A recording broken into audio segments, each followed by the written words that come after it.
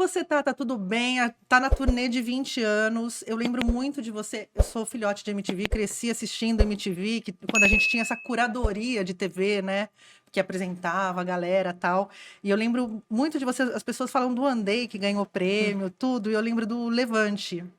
Eu lembro que essa Legal. letra, assim, pra mim era foda demais. Assim, falava, é isso, mulheres! E achei incrível. Você veio numa leva muito incrível de mulheres entrando na cena, né? Do rap, do hip hop, né? Me conta um pouquinho desse teu começo com a música, que não começou no rap.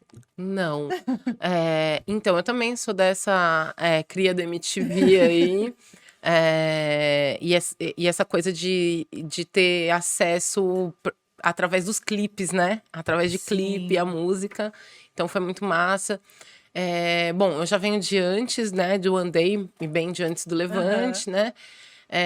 Comecei tocando em banda punk, depois teve essa história com o Mamelo Sound System, onde eu começo a escrever. Já escutava muito rap, sempre fui aquela pessoa que escutou de tudo um pouco, né?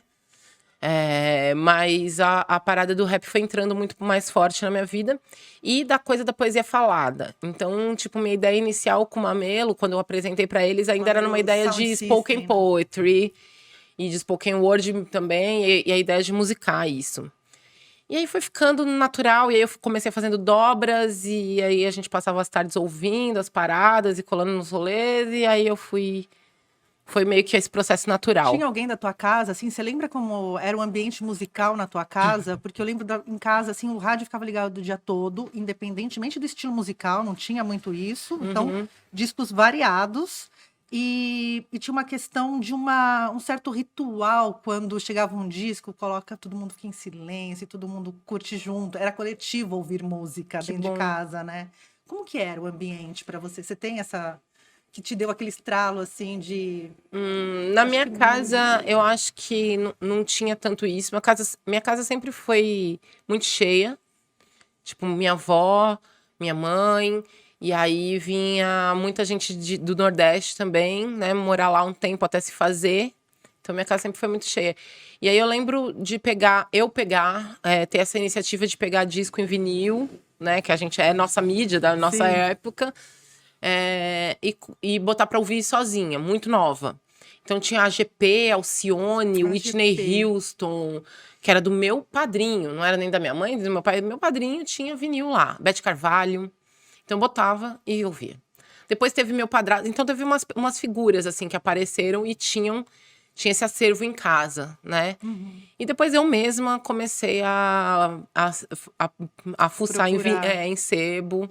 Porque a galera não tem noção antes que você tinha que comprar a música. O Sim, suporte da música, seja fita sim. cassete, o disco, não era. Ou o rádio que Peguei era essa livre, né? transição do CD e aí já era eu com o meu microsystem lá e tal. A coisa do Walkman, que é muito interessante Sim. também. Então, a gente gravar fita de rádio, Bastante, né? fazer as Então, eu acho que a mixtape. primeira coisa, assim, de eu por mim mesma também, que era o meu material, né, a minha curadoria fazendo música, foi com fita cassete e gravando de rádio, né? E muito a coisa da 105, e aí tinha também Espaço rap, né? e aí você vai fazendo suas coletâneas ali. A gente está falando dessa transição, né, das plataformas, e hoje a gente não tem mais essa curadoria. Quem faz uma curadoria para a gente são os algoritmos, né? E mudou completamente nossa Uhum, relação com música. completamente. Completamente. No começo da tua carreira, você saiu em carreira solo em 2009, 2010. 2010. E nem Tá. era pra ser solo, assim, era pra ser uma coisa pontual. Tipo, vou lançar um disco e depois a gente continua Mamelo. E aí a Sim. coisa foi se dissolvendo no processo, assim.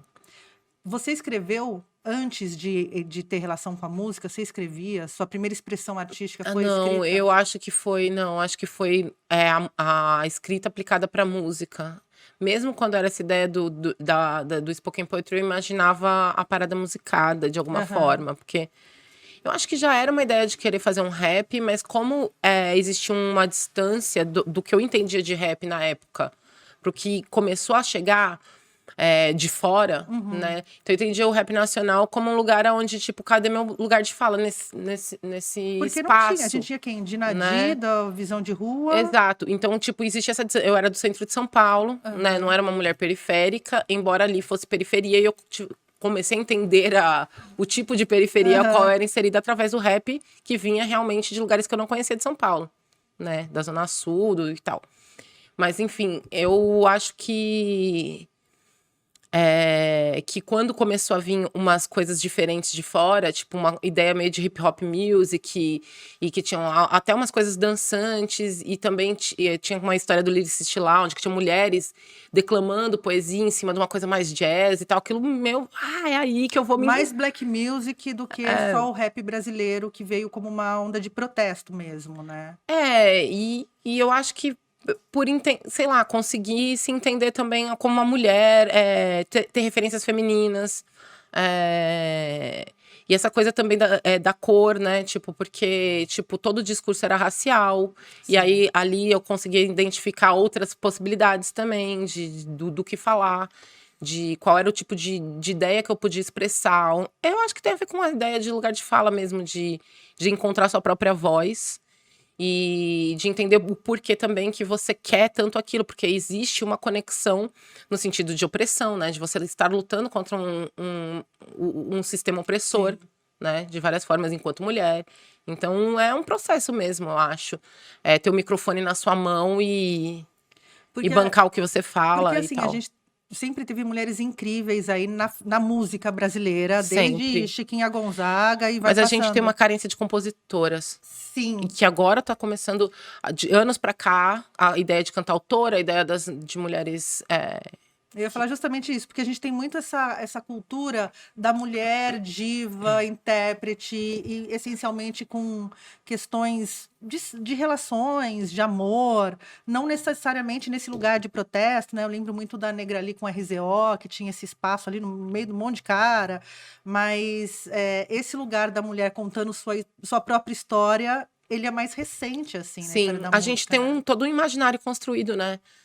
Do que é uma mulher na música brasileira. Na música mundial, mas como vamos falar do português, que é o que a gente entende de bate-pronto, assim, foi contado por homens o tempo todo, mesmo que às vezes em voz de mulher. Sim. Então, e é lindo, né? Temos muitas coisas lindas, temos muita coisa machista também que foi produzida, talvez em alguns momentos inconsciente. O próprio também. rap, né? O rap em algum lugar, muito bastante, machista. é bem fechado, e até hoje o rap tem muitas questões em relação à misoginia mesmo, como até um discurso legitimado porque vende como um discurso que não faz parte da cultura, gente, tipo, tá assim.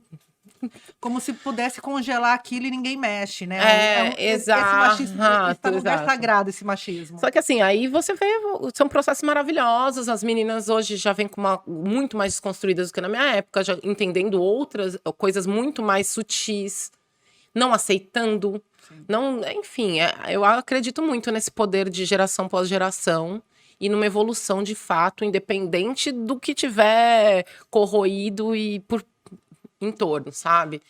Você Boto muita fé, assim, na Você hoje já evolução virou do discurso.